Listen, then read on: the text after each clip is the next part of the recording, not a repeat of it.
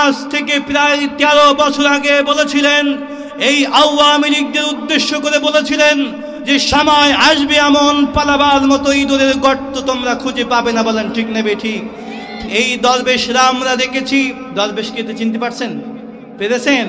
এখন তো জেলখানায় আছে দরবেশ। আমরা দেখেছি নামাজ আদায় করেছে, দাড়ি রেখেছে, সুন্দর দাড়ি ছিল, পাঞ্জাবি ছিল, কিন্তু ব্যাংকগুলি সব লুট করে বিদেশে পাচার করেছে। বলেন ঠিক নেবে ঠিক? আল্লাহ তাদের জীবন কেমন সংকীর্ণ করে দিয়েছেন এবং আল্লাহর ওলির কথা আল্লাহ কেমন বাস্তবায়ন ঘটিয়েছেন। এরা একটাও কিন্তু এখন ইঁদুরের গর্ত খুঁজে পাচ্ছে না পালাবার জন্য। বলেন ঠিক নেবে ঠিক?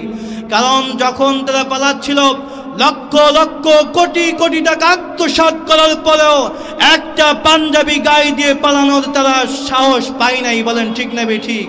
লুঙ্গি পরে নৌকায় পালাচ্ছিল, নৌকায় দাড়িও পর্যন্ত নিতে পারি নাই, এমনকি ভুরুও পর্যন্ত নিতে পারি নাই। কথা বলেন ঠিক নেবে ঠিক? এখন তারা আছে জেলখানায়। ঠিক আমরা দেখেছি আজ থেকে প্রায় 1 মাস আগে এজলাস তৈরি হয়েছে, যেই এজলাসে আন্তর্জাতিক ট্রাইব্যুনাল গঠন করে বাংলাদেশ জামাত ইসলামীর শীর্ষ নেতাদেরকে যেখানে রায় দিয়ে, মিথ্যা মামলায় রায় দিয়ে তাদেরকে ফাঁসি দেওয়া হয়েছে। বলেন ঠিক নেবে ঠিক? আমরাও দোয়া করছি, এই শয়তান তো এখন ভারতে আছে, আর মাঝে মাঝে বলছে যে চট করে চলে আসবে।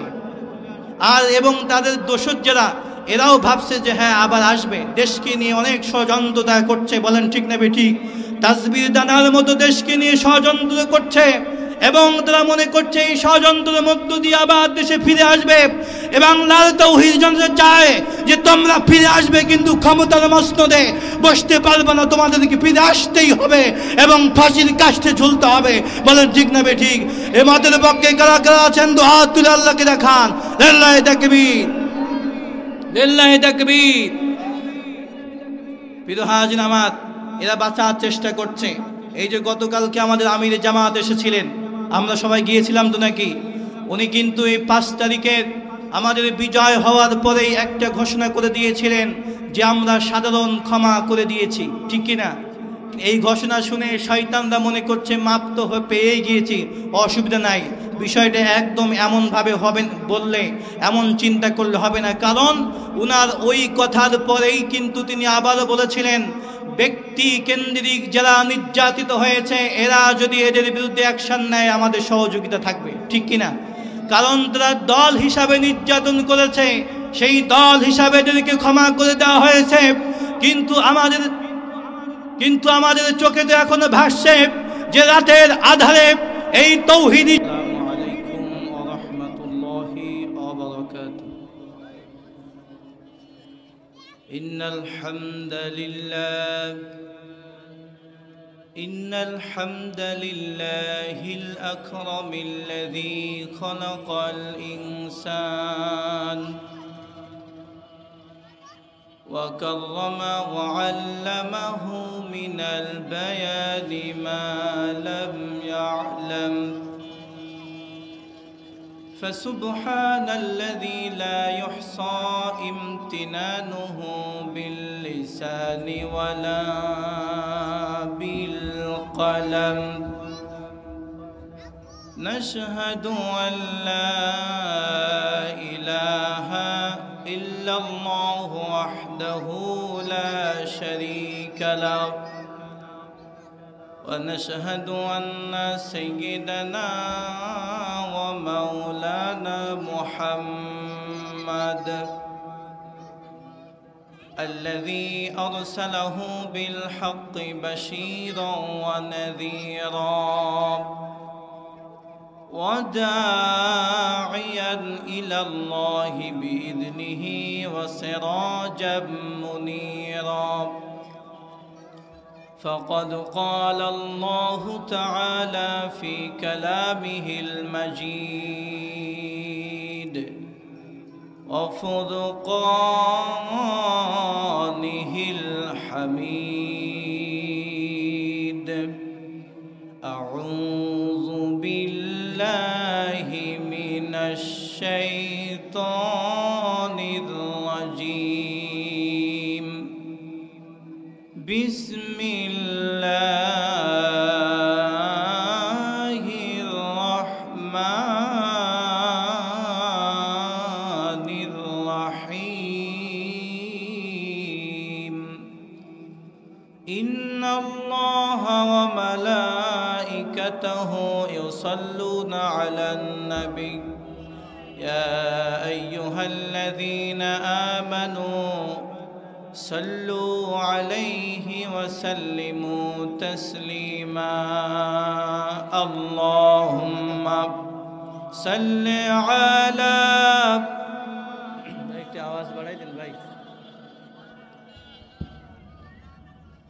وعلى آل سيدنا مولانا মুহাম্মদ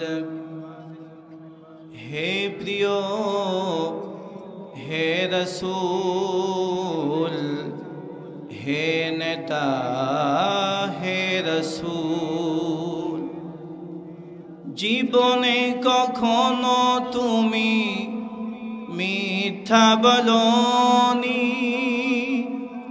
তাই তো তোমায় পেতে কাঁদে এই ধরণী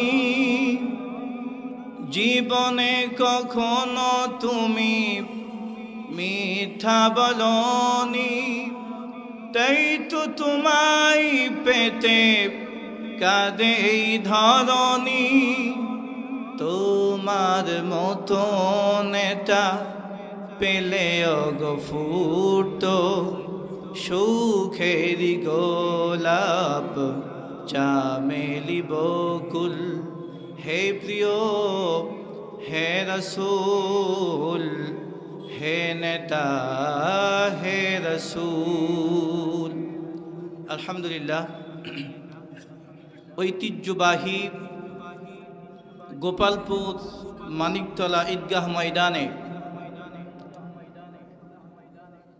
আজকের এই ঐতিহাসিক তাফসীরুল কোরআন মাহফিল উপস্থিত আছেন অত্র মাহফিলের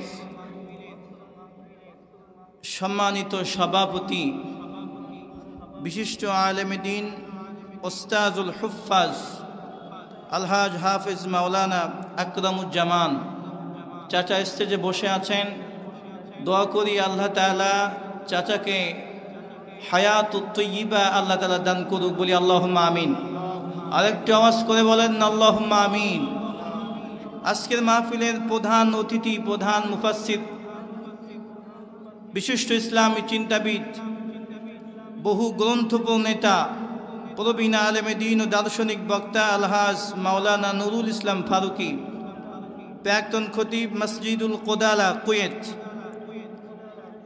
এবং আজকের মাহফিলের আরও কথা বলবেন বিশেষ আলোচক হিসাবে সুদূর যশোর থেকে আগত হযরত মাওলানা আব্দুল কাইয়ুম জিহাদি দুইজন এসে গিয়েছেন আলহামদুলিল্লাহ বলি আরও কথা বলবেন আমার প্রিয় ওস্তাদ আমাদের সকলের মাথার তাজ সকলের পরিচিত দক্ষিণ খুলনা নয়াদমণি প্রিয় ওস্তাদ কথা বলবেন অত্র মসজিদ এবং ঈদগাহের খতিব সহ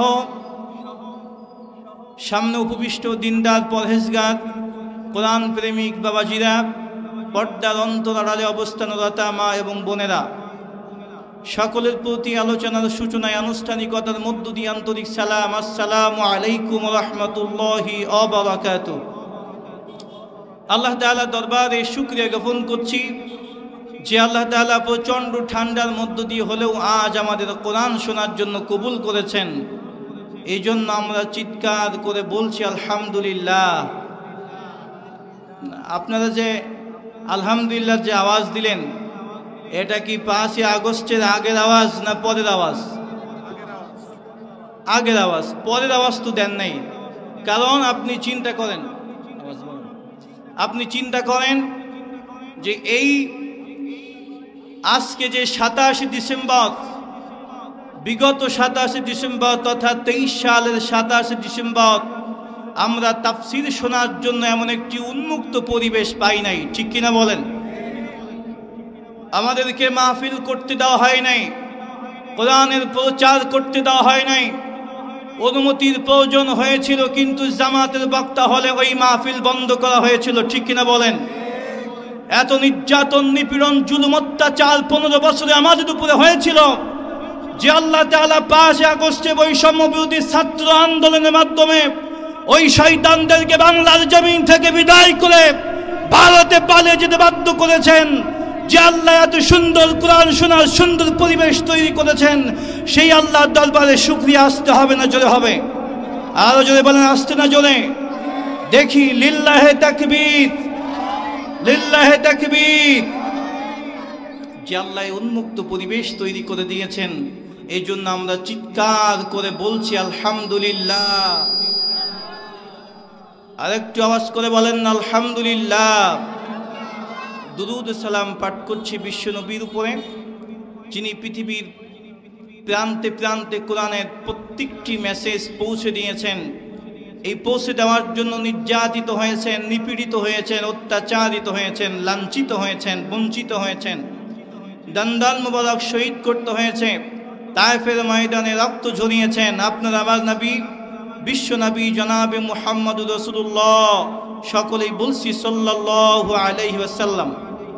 প্রিয় উপস্থিতি, আলোচনা হবে সাবজেক্ট ভিত্তিক। আমাদের এই মাহফিলে একটা ঐতিহ্য আছে, বক্তাদেরকে একটা সাবজেক্ট নির্ধারণ করে দেওয়া হয় পূর্ব থেকে। ঠিক এবারও তার ব্যত্যয় ঘটেনি। আমার যে সাবজেক্টটা হয়েছে সালাত। কোন সাবজেক্ট? আরেকটা আওয়াজ করে বলেন, সালাত। আমরা এই সালাতের উপরে পয়েন্ট আকারে 5টি পয়েন্ট নিয়ে আমরা কথা বলে নির্ধারিত সময়ে আলোচনা শেষ করব। আল্লাহ তাআলা যেন তৌফিক দান করে, বলি আল্লাহুম্মা আমিন। আরেকটু আওয়াজ করে বলেন আল্লাহুম্মা আমিন। প্রিয় উপস্থিতি, আসুন আমাদের সালাতের বিধান কি এটা জানা দরকার।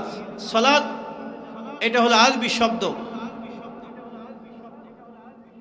যেটা আমাদের কাছে পরিচিত নামাজ। ঠিক কিনা? এই নামাজের বিধান হচ্ছে ফরজ, সুন্নাত, নফল, ওয়াজিব, সুন্নাতে মুআক্কাদা, সুন্নাতে গায়রে মুআক্কাদা। এর ভিতরে আমাদের সবার জানা আছে নামাজের বিধান কি? ফরজ। আর একটা আওয়াজ করে বলেন, নামাজের বিধান ফরজ। শুধু ফরজ নয়, এটি ইসলামের 5টি যে ভিত্তি, 5টি স্তম্ভ, এই 5টি ভিত্তির 2 নম্বরে হলো নামাজের স্থান। কয় নম্বরে? 2 নম্বরে নামাজ। আল্লাহ নবী, বিশ্ব নবী জনাবে মুহাম্মদুর রাসূলুল্লাহ সাল্লাল্লাহু আলাইহি ওয়াসাল্লাম বলছেন, বুনিয়াল ইসলামু আলা খামসিন শাহাদাতু আল্লা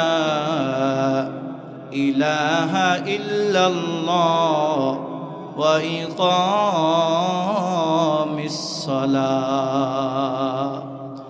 আল্লাহ নবী বলছেন, বুনিয়াল ইসলামু আলা খামসিন, ইসলামের মৌলিক ভিত্তি হলো 5টি।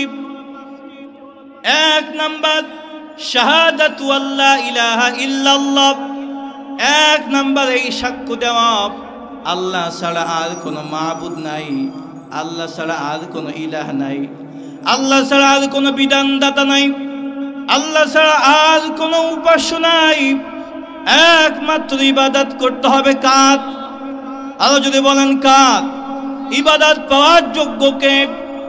আল্লাহ তাআলা এই সাক্ষ্য 1 নম্বর তথা এক কথায় বুঝতে হবে, সেটা হলো ঈমান আনয়ন করা, ঈমানদার হওয়া। 2 নম্বরে আল্লাহ নবী বলছেন ওয়া ইকামিস সালাত, 2 নম্বরে হলো নামাজ কায়েম করা। 2 নম্বর নামাজ কায়েম করা। প্রিয় উপস্থিতি, নামাজ কায়েম শব্দের অর্থ হচ্ছে প্রতিষ্ঠিত।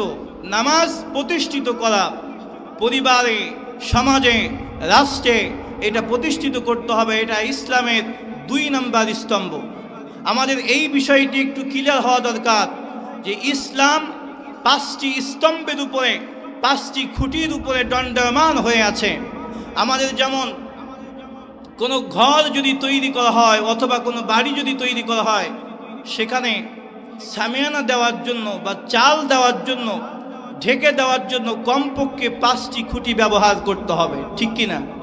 4 কর্নারে 4টি খুঁটি, মাঝখানে একটি খুঁটি না দিলে ওই চাল কিন্তু সঠিকভাবে দেওয়া যাবে না। আচ্ছা বলেন তো, এক কর্নারে যদি একটা খুঁটি আমরা না দেই, চাল কি ঠিক থাকবে? আরো যদি বলেন, ঠিক থাকবে না। তেমনি ভাবে আমরা যদি মুসলমান পরিচয় দিতে চাই আর যদি আমরা মুসলমান দাবি করি, তাহলে অবশ্যই এই 5টি স্তম্ভ আমাদের ঠিক রাখতেই হবে। এরপরে চাল আমরা দিয়ে দিলাম, এরপরে ওয়ালের প্রয়োজন আছে কিনা? আরো যদি বলেন, ওয়ালের প্রয়োজন আছে। ওই ঘরে থাকার উপযুক্ত করতে গেলে অল দেওয়া দরকার। ঠিক ইসলামের আর অন্যান্য যত বিধিবিধান আছে, এই সবগুলি একটা ঘরের অলের ন্যায়, তথা ইসলামের একটি বিধানও তো আমাদের লঙ্ঘন করার কোনো সুযোগ নাই। কিন্তু নামাজের গুরুত্ব সব থেকে বেশি দিতে হবে। বলেন ঠিক না বেঠিক? বিদহাজ নামাজ দৈনিক 5 ওয়াক্ত আল্লাহ তাআলা ফরজ করেছেন। এখন আমাদের প্রশ্ন, কখন আল্লাহ তাআলা নামাজকে ফরজ করলেন?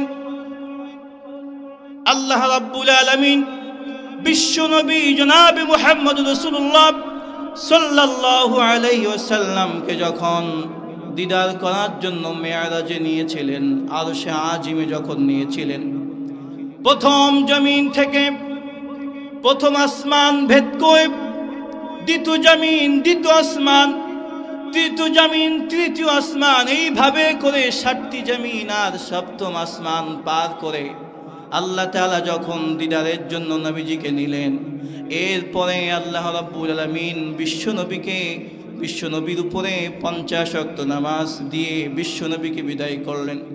কিন্তু আল্লাহ নবী যখন 6ষ্ঠ আসমানে এসে গেলেন, হযরত মূসা আলাইহিস সালাতু ওয়াস সালাম সেখানে রয়েছেন। মূসা আলাইহিস সালাতু ওয়াস সালাম নবীজিকে বললেন, প্রিয় ভাইজান, আল্লাহ তাআলা আপনাকে কি দিয়েছেন? বললেন, 50 ওয়াক্ত নামাজ আল্লাহ তাআলা আমাকে দিয়েছেন। আল্লাহ নবী মূসা আলাইহিস সালাম বলেছিলেন, আপনার উম্মতরা 50 ওয়াক্ত নামাজ আদায় করতে পারবে না, যান আপনি আল্লাহর কাছে ফিরে যান, আপনি আল্লাহর কাছ থেকে কিছু কর্তন করে নিয়ে আসেন, কমিয়ে নিয়ে আসেন। আল্লাহ তাআলার কাছে আবার ফিরে গেলেন, 5 ওয়াক্ত আল্লাহ কমিয়ে দিলেন।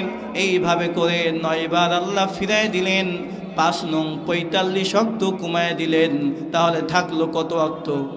আরো যদি বলেন, এই 5 ওয়াক্ত নামাজও আমাদের দেশের অধিকাংশ মানুষ আমরা পড়ি না, ঠিক কিনা বলেন? এই 5 ওয়াক্ত নামাজও আমরা পড়ি না।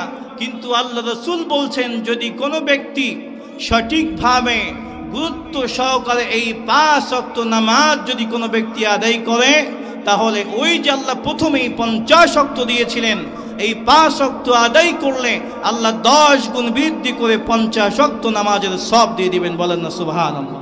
আর একটু আওয়াজ করে বলেন না সুবহানাল্লাহ? প্রিয় উপস্থিতি, তাহলে আমরা নামাজের বিধান জানলাম এবং নামাজ কখন ফরজ হয়েছে সেটা জানলাম। এবার আসুন 2 নাম্বার পয়েন্ট, সালাতের প্রতিষ্ঠা করার গুরুত্ব। আমরা নামাজ পড়ি, আল্লাহ নামাজ পড়ার কথা বলছেন সূরা কাউসারের ভিতরে। আল্লাহ বলছেন, ফাসাল্লি লিরাব্বিকা ওয়ানহার। আল্লাহ ওখানে ফাসাল্লি নামাজ পড়ার কথা বলেছেন। কিন্তু কোরআনুল কারীমের অন্যান্য যত জায়গায় আল্লাহ তাআলা নিয়ে এসেছেন, সব জায়গায় আল্লাহ বলছেন নামাজ প্রতিষ্ঠা করার কথা, নামাজ প্রতিষ্ঠা করার কথা। নামাজ প্রতিষ্ঠা করলে কি হবে আমরা সেই কথা ক্লিয়ারভাবে দ্ব্যর্থহীন কণ্ঠে বলবো ইনশাআল্লাহ। তো নামাজ প্রতিষ্ঠার গুরুত্বটা কেমন? আপনি যদি প্রকৃত মুমিন দাবি করেন, নামাজ প্রতিষ্ঠার বিকল্প আপনি মুমিন হতে পারবেন না। আরেকটা আওয়াজ করে বলেন, প্রকৃত মুমিন হতে গেলে নামাজ প্রতিষ্ঠা করতে হবে, শুধু নামাজ পড়লেই হবে না। আল্লাহ রাব্বুল আলামিন সূরাতুল আনফালের ভিতরে আল্লাহ তাআলা বলছেন, আল্লাযীনা ইউকিমুনাস সালাতা ওয়া মিম্মা রাযাকনাহুম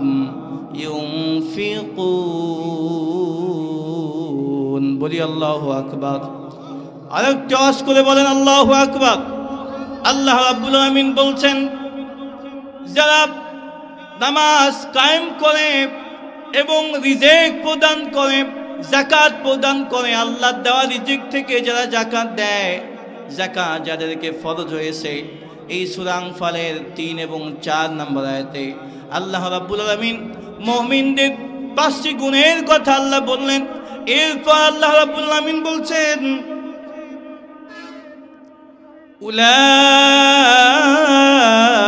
উলাইকা হুমুল মুমিনুনা হাক্কা, যারা নামাজ প্রতিষ্ঠা করবে, নামাজ যারা কায়েম করবে আর যারা যাকাত দিবে, আল্লাহ তাআলা বলছেন তারা হলো প্রকৃত মুমিন, প্রকৃত ঈমানদার। তাহলে আল্লাহর ঘোষণা হচ্ছে, যদি প্রকৃত ঈমানদার আপনি হতে চান, নামাজ কায়েম করতে হবে, ঠিক কিনা বলেন? কিন্তু দুঃখজনক হলেও সত্য, নামাজ কায়েম করা তো দূরের কথা, আমরা নামাজ পড়ি না, আর পড়লেও নামাজ পড়ি গোপালপুর, মন থাকে ঢাকায়, ঠিক কিনা বলেন? আরেকটা আওয়াজ করে বলেন, কথা ঠিক নেবে ঠিক? ফির হাজির আমার, নামাজ প্রতিষ্ঠার সঙ্গে দিন প্রতিষ্ঠার নিবিড় একটি সম্পর্ক রয়েছে। আল্লাহ নবী বলছেন, মান আকামাস সালাতা ফাকাদ আকামাদ-দ্বীন ওয়া মান তারকুস সালাতা ফাকাদ হাদামাদ-দ্বীন। আল্লাহ নবী বলছেন, যেই ব্যক্তি নামাজ প্রতিষ্ঠা করলো, যেই ব্যক্তি নামাজ কায়েম করলো, নামাজ প্রতিষ্ঠা করলো, সে যেন দিনকে প্রতিষ্ঠা করলো। আর যে ব্যক্তি নামাজ ছেড়ে দিল, সে দিনকে ধ্বংস করে দিল। বলেন নাউযুবিল্লাহ। তাহলে আল্লাহ রাসূল বলছেন, নামাজ যারা প্রতিষ্ঠা করবে তারা দিনের প্রতিষ্ঠা করবে, দিনকে কায়েম করবে। প্রিয় উপস্থিতি, এই নামাজ আমাদের প্রতিষ্ঠার চেষ্টা করতে হবে। কিন্তু এখানে আমাদের একটি প্রশ্ন আছে, 3 নম্বর পয়েন্ট। এই 3 নম্বর পয়েন্টের সাব পয়েন্ট, এখানে আমাদের প্রশ্ন হতে পারে যে নামাজ প্রতিষ্ঠার মূল দায়িত্ব কাদের? নামাজ প্রতিষ্ঠার মূল দায়িত্ব হচ্ছে যারা রাষ্ট্রের দায়িত্বশীল হবে, যারা রাষ্ট্রের নেতা হবে, যারা সমাজপতি হবে, যারা রাষ্ট্রপতি হবে, প্রেসিডেন্ট হবে, প্রধানমন্ত্রী হবে, এক কথায় এই সমাজের দায়িত্বভার যাদের উপরে আসবে, এদের মূলত কাজ হলো নামাজ প্রতিষ্ঠা করতে হবে। আল্লাহ রাব্বুল আলামিন সূরা হজের 41 নম্বর আয়াতে আল্লাহ বলছেন, আল্লাযীনা ইম্মাক্কান্নাহুম ফিল আরদ আকামুস সালাহ।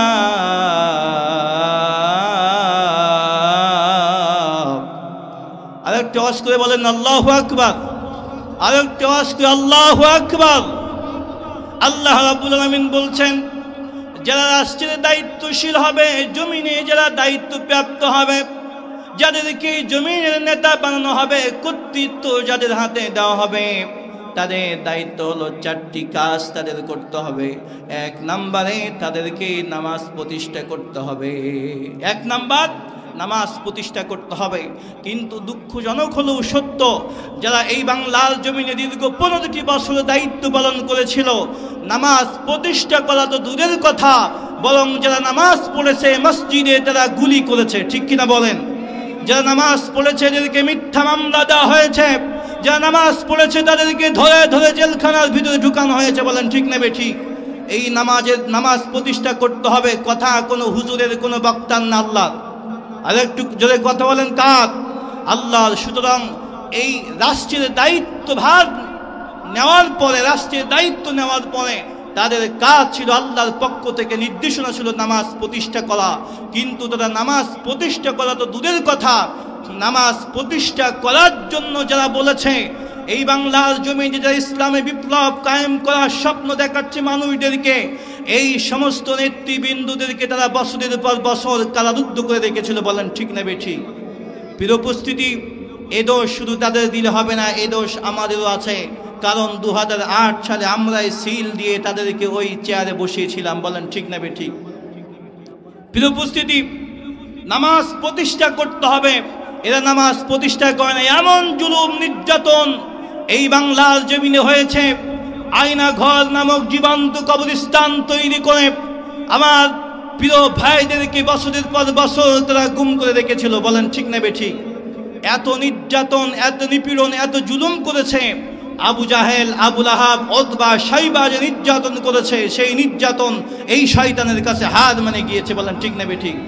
কারণ আমরা ফিরআউনের ইতিহাস পড়েছি, আমরা নমরুদের ইতিহাস পড়েছি, আমরা আবু জাহেলের ইতিহাস পড়েছি, কিন্তু ফিরআউনের ইতিহাসে আয়না ঘর নামক কোনো কবরস্থান ছিল এই ইতিহাস আমরা পড়ি নাই। বলেন ঠিক না বেঠিক? আমরা নমরুদের শাসন আমলে আয়না ঘর নামক কোনো জীবন্ত কবরস্থান ছিল এমন ইতিহাস আমরা পড়ি নাই। সুতরাং বাংলার জমিনে 94% মুসলমানের দেশে যারা এই মুসলমানদেরকে নির্যাতন করার জন্য আয়না ঘর নামক জীবন্ত কবরস্থান তৈরি করেছিল, এরা আবু জাহেল, আবু লাহাব, উতবা, শাইবার থেকেও খারাপ। বলেন ঠিক না বেঠিক? প্রিয় হাজির আমার, আল্লাহর বড় মেহেরবানি, এত নির্যাতন, এত নিপীড়ন, এত জুলুম তারা করেছে, আল্লাহ কিন্তু ছাড় দিয়েছিলেন, কিন্তু ছেড়ে দেন নাই। বলেন ঠিক না বেঠিক? আল্লাহ ফিরআউনকেও ছাড় দিয়েছিলেন, ছেড়ে দেন নাই। আল্লাহ বলছেন ওয়াস্তাকবারা হুয়া ওয়া জুনুদুহু ফিল আরদি বিগাইরিল হক ওয়া যান্নু আন্নাহুম ইলাইনা লা ইরজাউন। ফিরআউন এবং তার সম্প্রদায়, তার সৈন্যরা মনে করেছিল যে এই মিশরের যে দায়িত্ব, এই কর্তৃত্ব, এটা হলো আমাদের, এই ক্ষমতা আমাদের, এই পাওয়ার আমাদের, সুতরাং আমাদেরকে আর এখান থেকে নামা লাগবে না, ফিরে যেতে হবে না, আল্লাহর কাছে জবাব দিতে হবে না। কিন্তু আল্লাহ বলেন অবশেষে আমি যখন তাকে ধরলাম, ধরে তাকে আমি নীল নদের ভিতরে নিক্ষেপ করলাম। বলেন ঠিক না বেঠিক? প্রিয় উপস্থিতি আমার, এই ফিরআউনের শাসনামলে এবং তার কর্মের সাথে বাংলার জমিনে যে শয়তান মুসলমানদের উপরে চেপে বসেছিল, এই শয়তানের কাজের ভিতরে আর ফিরআউনের কাজের ভিতরে কোনো পার্থক্য ছিল না। বলেন ঠিক না বেঠিক? কারণ ফিরআউন মনে করেছিল যে এই মিশরের নেতৃত্ব পেয়েছি, এটা আমাদের, এটা আমার, এই ক্ষমতা আমার, এই পাওয়ার আমার, এই কর্তৃত্ব, এটাই আমার, সত্যকে ভুলে গিয়েছিল। ঠিক তদ্রূপ এই বাংলার জমিনে যখন পাকিস্তান থেকে 1971 সালে যখন বাংলাদেশ স্বাধীন হয়েছিল, এরা প্রত্যেকটি বক্তৃতায় আমরা শুনতাম এই শয়তানরা বলতো এদেশে আমরাই স্বাধীনতা এনে দিয়েছি, আমরাই স্বাধীন করেছি, আওয়ামী লীগ এটাই স্বাধীন করেছে। বলেন ঠিক না বেঠিক? আপনাদের ইতিহাস জানতে হবে, ভুলে গেলে চলবে না। এই আওয়ামী লীগের প্রথম নাম ছিল কিন্তু আওয়ামী মুসলিম লীগ। কথা সঠিক বললাম না ভুল বললাম? আরেকটা আওয়াজ করে বলেন। আওয়ামী মুসলিম লীগ ছিলেন, কিন্তু এই বাংলার জমিনে এই যে বিশেষ করে দ্বিতীয় স্বাধীনতা আমরা পেলাম, এই কথা না বললেই নয়। দ্বিতীয় স্বাধীনতা আমরা পেলাম বৈষম্য বিরোধী ছাত্র আন্দোলনের মাধ্যমে, তথা এটা ছিল কোটা আন্দোলন। কি আন্দোলন? আরো যদি বলেন কি আন্দোলন? আচ্ছা, মানিকতলার মানুষ এত আস্তে কথা বলবে, এটা মানা যায় না। লিল্লাহে তাকবীর, লিল্লাহে তাকবীর। আমাদের এত মানুষের দরকার নাই, 5 জন হবে, সেই 5 জন খাঁটি মানুষ হতে হবে। ঠিক না বেঠিক? প্রিয় উপস্থিতি, এই বৈষম্য বিরোধী ছাত্র আন্দোলন তথা কোটা আন্দোলন, এটা কিন্তু 2024 সালে শুরু হয় নাই, এটা শুরু হয়েছিল 2018 সালে। ঠিক কিনা? সুতরাং এই আন্দোলনের সূত্রপাত করেছিল ভিপি নূর। সুতরাং এই যে আন্দোলনের মাধ্যমে আর আল্লাহ তাআলার অশেষ মেহেরবানিতে আমরা যে বিজয় অর্জন করতে পেরেছি, শয়তানকে আল্লাহ বিদায় করে দিয়েছেন বাংলার জমিন থেকে, এইটা শুধু আল্লাহর রহমত। এবং এই 24 জুলাই আগস্টের যে ছাত্র আন্দোলন হয়েছে, শুধু তাদেরকেই স্বীকৃতি দিলে হবে না, ভিপি নূরকেও ভুলে গেলে কিন্তু চলবে না। ঠিক কিনা? কারণ এটার সূত্রপাত তো সেই করেছিল, তাওকে ভুলার নয়। এটা যেমন বাস্তব, এই বাংলার জমিন যখন পাকিস্তান থেকে বাংলাদেশ হয়েছিল, তখন এই বাংলাদেশে যে স্বাধীনতা অর্জন করা প্রয়োজন, এই স্বাধীনতার সূত্রপাত যিনি ঘটিয়েছিলেন, তিনি হল মাওলানা হামিদুর রহমান ভাসানী। বলেন ঠিক না বেঠিক? সুতরাং এই হামিদুর রহমান ভাসানী, এই ভাসানীকেই ভুলে গেলে চলবে না। বলেন ঠিক না বেঠিক? কিন্তু এই শয়তানরা ভুলে গিয়েছিল, এবং এই যে হামিদুর রহমান ভাসানী, ওনার যে দল ছিল সেটাই ছিল আওয়ামী মুসলিম লীগ। এরা মাঝখান থেকে মুসলিম নাক বাদ দিয়ে আওয়ামী লীগ লিখেছিল। সুতরাং বোঝা যায় এই দেশে যারা ওই দলের ভিতরে জড়িত ছিল, মাঝখানে যদি মুসলিম বাদ দিতে পারে, সুতরাং এরা একটা মুসলমান অবৈধ পরিচয়হীন অবৈধ যারা সন্তান। বলেন ঠিক না বেঠিক? আরেকটি আওয়াজ করে বলেন ঠিক না ঠিক? এরা যে মুসলমান নয়, এ মতের পক্ষে কারা কারা আছেন দুহাত তুলে আল্লাহকে দেখাতে হবে। লিল্লাহি তাকবীর। আপনারা তাকবীর দেওয়ার মতো একজন নাই, তাহলে ওয়াজ চলবে কি করে? দেখি একজন তো তাকবীর দেন তো। লিল্লাহি তাকবীর, লিল্লাহি তাকবীর। আল কোরআনের আলো এখনো ঘরে ঘরে জ্বালালে হবে? এখন তো আর ঘরে ঘরে জ্বালালে হবে না, কারণ প্রত্যেকটি বাড়িতে আল কোরআন রয়েছে, মসজিদে আল কোরআন রয়েছে, বাড়িতে আল কোরআন রয়েছে, আলমারির ভিতরে আল কোরআন রয়েছে। ঘরে ঘরে জ্বালাইলে হবে না, আল কোরআন জ্বালাইতে হবে কোথায়?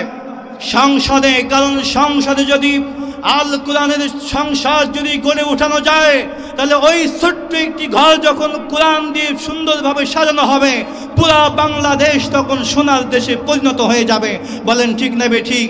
এমন একটি কোরআনের শাসন প্রতিষ্ঠা হয়ে সুন্দর একটি বাংলাদেশ হবে। এই মতের পক্ষে কারা কারা আছেন দুহাত তুলে আল্লাহকে দেখান। লিল্লাহি তাকবীর। আমার প্রিয় হাজিরিন, তাহলে আমরা বলতেছিলাম এই নামাজ প্রতিষ্ঠার দায়িত্ব হলো যারা রাষ্ট্রের দায়িত্বশীল হবে তাদের মূলত দায়িত্ব। আর নামাজ যখন প্রতিষ্ঠিত হয়ে যাবে, যেই পরিবারে নামাজ প্রতিষ্ঠা হয়ে যাবে, ওই পরিবার একটি সোনালী পরিবার হয়ে যাবে, সুন্দর হয়ে যাবে। যেই ব্যক্তির ভিতরে 5 ওয়াক্ত নামাজ প্রতিষ্ঠিত থাকবে, সেও একজন খাঁটি পাক্কা মুমিন হয়ে যাবে, সে একজন নৈতিক চরিত্র ফিরে পাবে। কারণ আল্লাহ রাব্বুল আলামিন বলছেন, ইন্নাস সালাতা তানহা আনিল ফাহশাই ওয়াল মুনকার। বলি আল্লাহু আকবার। আরেকটা আওয়াজ করে বলেন আল্লাহু আকবার। তুই নামাজ আনিল ফাহশাই ওয়াল মুনকার, সমস্ত অশ্লীলতা, সমস্ত বেহায়াপনা, সমস্ত খারাপ থেকে এই নামাজ ফিরায় রাখে। আচ্ছা বলেন তো, আমরা তো নামাজ পড়ছি, নামাজ পড়তে পড়তে দাড়ি পেকে গিয়েছে, নামাজ পড়তে পড়তে কপালে দাগ হয়ে গিয়েছে, কিন্তু আমরা কি এখনো অশ্লীল থেকে বাঁচতে পারছি? বলেন না, কারণ আমাদের নামাজ হচ্ছে না। মনে রাখবেন, যেই নামাজে আপনাকে অশ্লীলতা থেকে বাঁচাতে পারবে না, ওই নামাজ কিন্তু কাল কিয়ামতের ময়দানে জাহান্নামের আগুন থেকেও বাঁচাতে পারবে না। বলেন ঠিক নেবে ঠিক? বিধাজ নামাজ, এই জন্যই নামাজ আমাদের ব্যক্তির ভিতরে, নামাজ আমাদের পরিবারে, নামাজ আমাদের সমাজে, নামাজ আমাদের রাষ্ট্রে এটা প্রতিষ্ঠিত করতে হবে। কারণ নামাজ যখন প্রতিষ্ঠিত হয়ে যাবে, সঠিকভাবে যখন একজন মানুষ নামাজি হয়ে যাবে, আর এই মানুষের নামাজ আদায় করার কারণে এবং সঠিকভাবে নামাজ আদায় করার কারণে, নামাজ প্রতিষ্ঠা হওয়ার কারণে তার জীবনের পরিবর্তন হয়ে যাবে। সমস্ত অশ্লীলতা যখন তার থেকে দূরে সরে যাবে, তখন ওই মানুষের চরিত্র সুন্দরতম, নৈতিক, একজন ভালো চরিত্রবান ওই ব্যক্তি হয়ে যাবে। বলেন ঠিক না ঠিক? এই জন্য এই সুন্দর সমাজ যদি আমাদের করতে হয়, সোনালী সমাজ যদি করতে হয়, নামাজ প্রতিষ্ঠার বিকল্প নাই। আর এই নামাজ যে প্রতিষ্ঠার মূল দায়িত্ব হলো রাষ্ট্রের। একটা উদাহরণের মাধ্যমে আমি আপনাদের বোঝানোর চেষ্টা করছি। এখন বাজে প্রায় 8:30 বাজে। এই মুহূর্তে যদি সংসদ থেকে তথা এখন যারাই নেতৃত্ব দিচ্ছেন অন্তর্বর্তীকালীন সরকার, একটা প্রজ্ঞাপন যদি জারি করে দেয় যে আগামীকাল ফজর থেকে যারা নামাজ আদায় করবে না তাদের 5 বেত মারা হবে, এইটা যদি 10টার সংবাদে শুধু প্রচার হবে, এই প্রচার হলেই দেখা যাবে ফজরের সময় আর কোনো মসজিদের মুয়াজ্জিনকে আসা লাগছে না, মুসাল্লিরা এসে মুয়াজ্জিনকে ডাক দেবে, ওঠেন আজানের সময় হয়ে গেছে। বলেন ঠিক নেবে ঠিক? কারণ ওইখানে এটা এজন্যই এটা আমাদের আল্লাহ তাআলা ফরজ করেছেন, নামাজকে প্রতিষ্ঠা করতে হবে। কারণ নামাজ প্রতিষ্ঠা হলে, নামাজ অশ্লীলতা যখন আপনাকে দূরে সরে রাখবে, আপনি আমি সবাই যখন খারাপ কাজ থেকে বেঁচে যাব, আপনার পরিবারের সবাই যখন 10 বছর থেকে বৃদ্ধা পর্যন্ত সবাই যখন নামাজি হয়ে যাবে, তখন ওই পরিবারটা প্রতিষ্ঠিত নামাজি পরিবার হয়ে যাবে। আর যখনই প্রতিষ্ঠিত নামাজি পরিবার হয়ে যাবে, তখন ওই পরিবারের ভিতরে কল্যাণ, ওই পরিবার একটি সোনালী পরিবার হয়ে যাবে। বলেন ঠিক নেবে ঠিক? আমার প্রিয় ভাইরা, তাহলে নামাজ আমাদেরকে প্রতিষ্ঠিত করতে হবে। এরপর আসুন 4 নাম্বার পয়েন্ট, নামাজ যদি আপনি সঠিকভাবে আদায় করেন তাহলে লাভটা কি, নামাজের সুফলটা কি? এক নাম্বার, নামাজের সুফল, জীবনের সফলতা অর্জন করা যাবে। নামাজ যারা আদায় করবে জীবনে তারা সফলতা অর্জন করতে পারবে। আল্লাহ রাব্বুল আলামিন বলছেন সূরা মুমিনের ভিতরে, মুমিনুনের ভিতরে আল্লাহ বলছেন কদ আফলাহাল মুমিনুন আল্লাযীনা হুম ফি সালাতিহিম খাশিউন। বলি আল্লাহু আকবার। মাইকে টানতেছে না, কথা বলতে কষ্ট হচ্ছে, আওয়াজ বাড়াই দেন না। আর এইখান থেকে সাউন্ড বক্সটা এইদিকে করে দেন তো।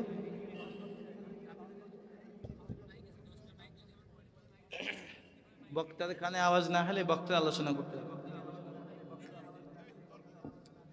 আমার প্রিয় ভাইরা, আল্লাহ রাব্বুল আলামিন বলছেন কদ আফলাহাল মুমিনুন, সফল মুমিন তারা। আল্লাহ তাআলা এই সূরার ভিতরে মুমিন, সফল মুমিনদের 7টি গুণ আল্লাহ বর্ণনা করেছেন। তার প্রথম হলো নামাজের ভিতরে বিনয় থাকবে যাদের, বিনয়ের সাথে নামাজ আদায় করবে যারা, খুশুর সাথে নামাজ আদায় করবে যারা, এক নম্বরে সফলতা অর্জন করতে পারবে তারা। এইটা দুনিয়ার কোনো সফলতা নয়, দুনিয়ার কোনো সফলতা নয়। যেমন আপনি ব্যবসা করছেন, 10,000 টাকা আপনার মূলধন, আপনি 1 লক্ষ টাকা সেখান থেকে লাভ হলো, তথা 1,10,000 টাকা আপনি সেই মালটি বিক্রয় করলেন, এমন লাভবান না। এইটা পরকালীন জীবনে আপনার মুক্তির ব্যবস্থা হয়ে যাবে। বলেন না সুবহানাল্লাহ। ওই জীবনে যদি মুক্তি পাওয়া যায় সেটাই হলো আমাদের জন্য প্রকৃত সফলতা। বলেন ঠিক না বেঠিক? এই সফলতা প্রকৃত পক্ষে নামাজ আদায় না করলে এই সফলতা কিন্তু অর্জন করা যাবে না। দরবেশও নামাজ আদায় করতো, ঠিক কিনা? হাসিনাও নামাজ আদায় করতো, সে তো তাহাজ্জুদ নামাজ পড়তো। তাহাজ্জুদ নামাজ পড়ে সে তো বলতো যে সকালে কোরআন তেলাওয়াত আর তাহাজ্জুদ এবং ফজরের নামাজ না পড়ে কর্ম শুরু করতো না। তাহলে কেমন নামাজ ছিল? যেই নামাজ অশ্লীলতা থেকে ফিরায় রাখবে, কিন্তু নামাজ আমাদের অশ্লীলতা থেকে যেমন ফিরাতে পারছে না। আমরা নামাজ পড়ছি, আমরা দুর্নীতি করছি, নামাজ পড়ছি চাঁদাবাজি করছি, নামাজ পড়ছি ছিনতাই করছি, নামাজ পড়ছি সুদ ছাড়তে পারছি না, নামাজ পড়ছি ঘুষ ছাড়তে পারছি না, নামাজ পড়ছি এখনো দাঁড়িয়ে রাখতে পারলাম না, নামাজ পড়ছি এখনো আমাদের মাদেরকে পর্দা করাতে পারলাম না। তাহলে বোঝা যাচ্ছে এই নামাজ আমাদের হচ্ছে না। বলেন ঠিক নেবে ঠিক? তারাও নামাজ আদায় করতো, দুর্নীতি করতো, তারাও নামাজ আদায় করতো, দেশকে দেউলিয়া বানিয়েছে। বলেন ঠিক নেবে ঠিক? এদেশের লক্ষ লক্ষ টাকা পাচার করে বিদেশে তারা পাঠিয়েছে। বলেন ঠিক নেবে ঠিক?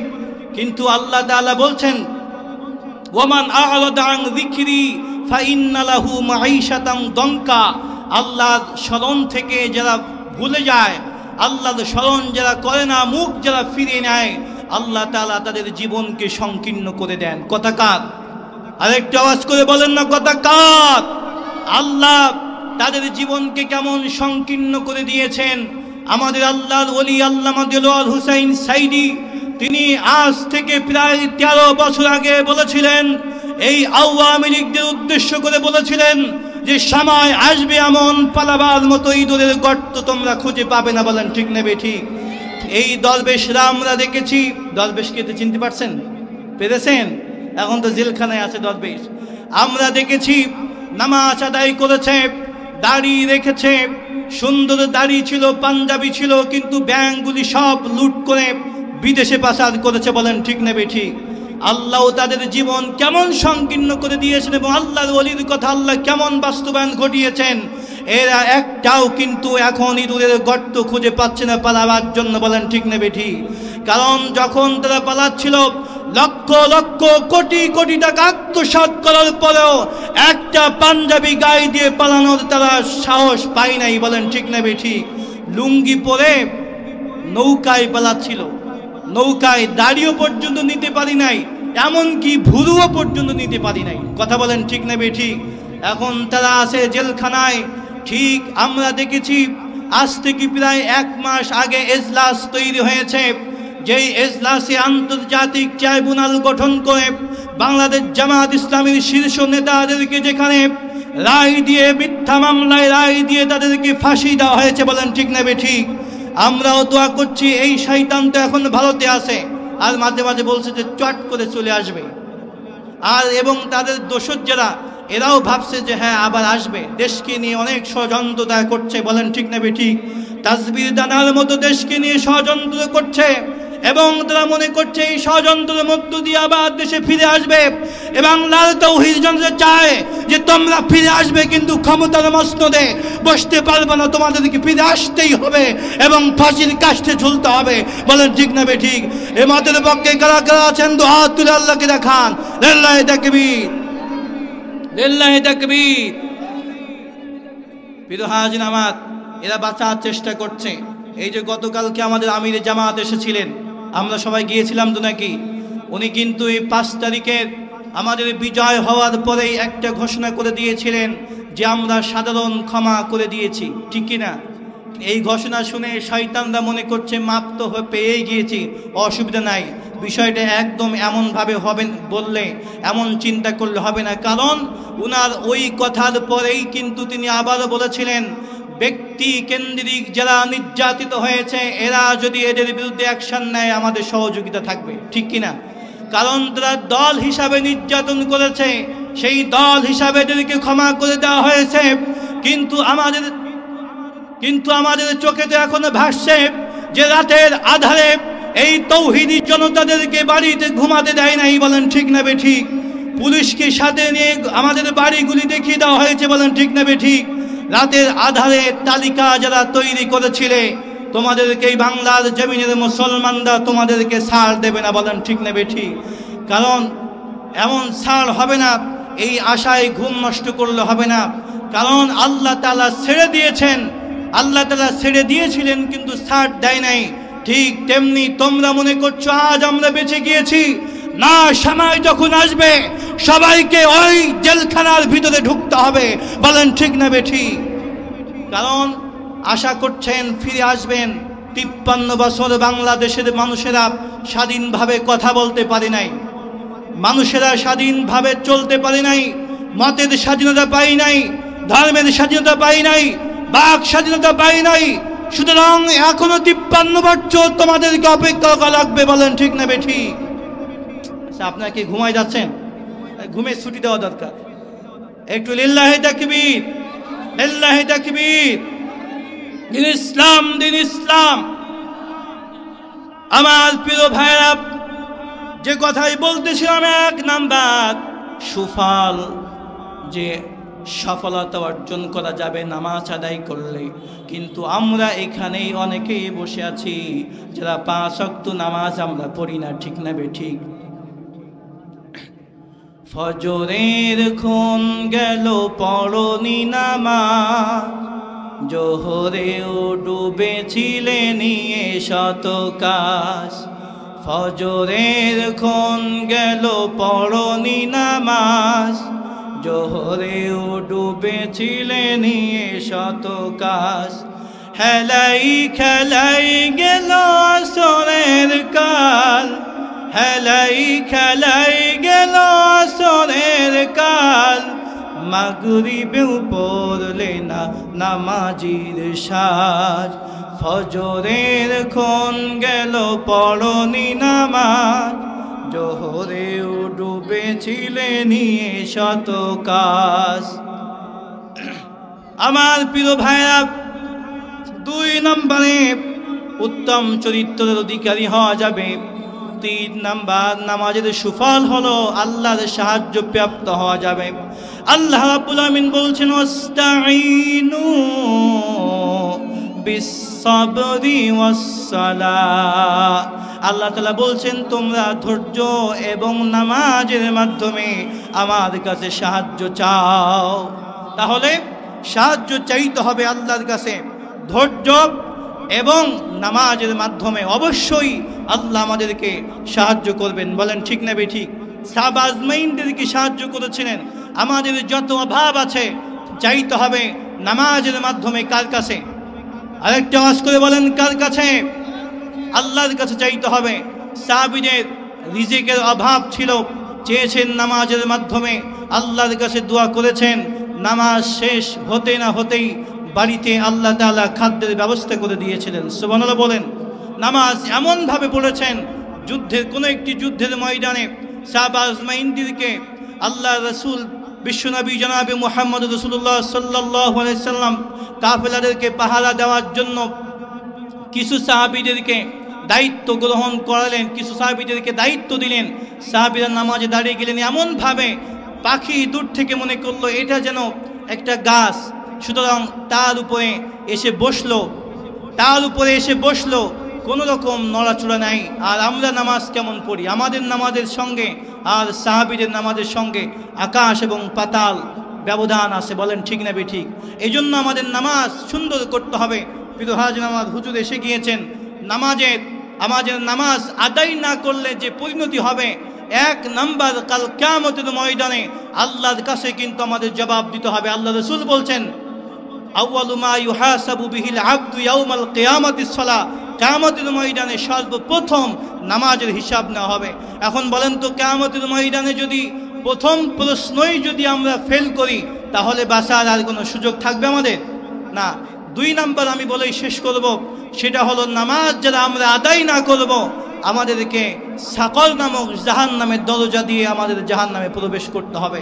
কারণ আল্লাহ তাআলা বলছেন মা সালাকাকুম ফি সাকর ক্বালু লাম নাকু মিনাল মুসাল্লিন। আল্লাহ তাআলা বলছেন যে জান্নাতি যারা হবে আর জাহান্নামী যারা হবে, এই জান্নাতীরা জাহান্নামীদেরকে 4টি প্রশ্ন করবে, তার কেন তোমরা জাহান্নামে এসেছো? 1 নম্বরে তারা বলবে ক্বালু লাম নাকু মিনাল মুসাল্লিন, আমরা নামাজীদের অন্তর্ভুক্ত ছিলাম না, আমরা মুসাল্লিদের অন্তর্ভুক্ত ছিলাম না। প্রিয় হাজির নামাজ, সুতরাং আমাদের যদি মুসাল্লিদের অন্তর্ভুক্ত না হওয়া যায়, অর্থাৎ আমাদের যদি নামাজি না হওয়া যায়, তাহলে অবশ্যই আমাদেরকে জাহান্নামে যেতে হবে। আমরা কি কেউ জাহান্নামে যেতে রাজি আছি? না। এই জন্য আসুন নামাজ প্রতিষ্ঠা আমাদের করতে হবে। আর এই বাংলার জমিনে দীর্ঘদিন যারা নামাজ প্রতিষ্ঠার কথা বলেছেন, এই বাংলার জমিনে আজ শয়তানদেরকে বিদায় করে যে ইসলামের সুবাতাস আল্লাহ তাআলা বই দিয়েছেন, সুতরাং আগামী দিনে এই বাংলার জমিনে যারা নামাজকে প্রতিষ্ঠা করতে চায়, যারা কোরআন দিয়ে সমাজ পরিচালনা করতে চায়, এই দলের নেতাদের কোরআনের যে ঘোষণা রয়েছে সেই দলের সঙ্গে শামিল হয়ে আগামী দিনে এই বাংলার জমিনে নামাজ প্রতিষ্ঠা সহ কোরআন প্রতিষ্ঠা করতে হবে। কারা কারা রাজি আছেন দুআ তুলে আল্লাহকে দেখান। লিল্লাহি তাকবীর, লিল্লাহি তাকবীর। নাস্তিকতা নিপাত যাক, দিন ইসলাম জিন্দাবাদ। নাস্তিকতা নিপাত যাক, দিন ইসলাম জিন্দাবাদ। কোটি প্রাণে একই আওয়াজ, খোদাদ্রোহী সাল পাবে না, এই বাংলায় ঠাই হবে না, মুসলমানরা জেগেছে আজ, বলেন ঠিক না বেঠিক? সুতরাং আমাদেরকে এমনভাবে জাগতে হবে ওই শয়তানদের মতো বাংলার জমিনে কিয়ামত পর্যন্ত যেন আর একটি স্বৈরাচার জন্ম না নিতে পারে, এমনভাবে আমাদের ময়দানে ভূমিকা রাখতে হবে। আমরা কি রাজি আছি? আল্লাহ তাআলা যেন কবুল করে, বলেন আল্লাহুম্মা আমিন। আখির দাওয়ানা আলহামদুলিল্লাহি রাব্বিল আলামিন। বাঁচিয়া থাকিলে মোরা আলোচনার ময়দানে দেখা হবে।